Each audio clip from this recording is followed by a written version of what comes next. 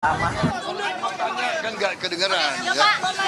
Ya, jadi terima kasih kita hari ini datang ke KPU sebagai bagian dari proses yang kita jalankan bersama, ya, proses pemilihan presiden, dan kita sudah ikuti semua prosesnya. Hari ini kita menerima ketetapan dari KPU. Dan selanjutnya kita akan mulai bekerja keras, mempersiapkan diri. Saya kira yang penting adalah sekarang kewajiban kita semua sebagai, apalagi unsur pimpinan politik, kewajiban kita adalah untuk bekerja sama.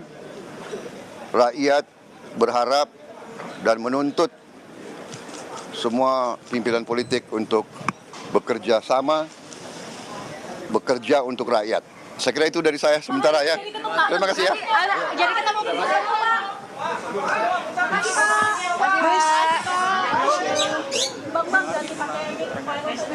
Ya, baru saja kita simak bersama pernyataan dari Prabowo Subianto didampingi oleh wakilnya yakni Gibran Rakabuming Raka. Yang saya underline adalah di garis bawahi bekerja sama untuk rakyat. Itu dia. Apa yang Anda baca dari pernyataan Prabowo? Ya, kalau kita bicara bekerja sama artinya Prabowo Gibran harus kompak.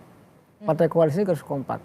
Nanti yang armada baru, misalkan koalisi yang baru, partai baru juga harus kompak. Nah, kekompakannya menentukan untuk keberpihakan kepada rakyat. Nah, rakyat ini memang begini, Mbak. Masa sih negara yang katanya kaya, kita ini tidur di atas emas, tidur di atas batu bara, tidur di atas nikel, bauksit, gas alam gitu semua. Kekayaan Tapi masyarakatnya masih banyak yang miskin. Ini kan koreksi. Ini kan kita sudah tahu datanya itu. Dan pembangunan terkonsentrasi hanya di Jakarta, ini kan, pusat bisnis di Jakarta. Nah, ini sebenarnya kan harus menjadi catatan yang sebenarnya harus menjadi fokus ya perhatian dari Prabowo Gibran untuk tadi kalau keberpihakannya ke rakyat benar, maka sejahterakan rakyat. Bukan hanya sekedar memberikan bansos.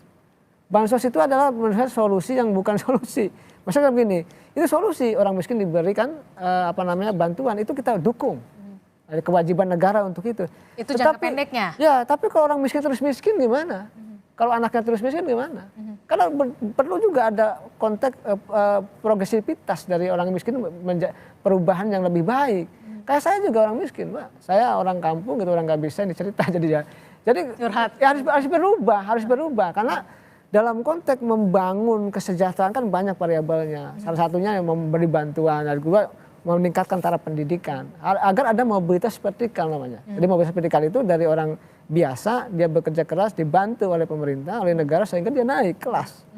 Nah, ini kan tidak dilakukan. Upgrade pendidikan itu penting sekali. Sangat penting, dan kita menyaksikan raw material bangsa ini hari ini. Lulusan kita, mohon maaf, belum lulus SMP, mayoritas masyarakat kita itu data real, data pusat statistik. Dan itu diakui oleh Presiden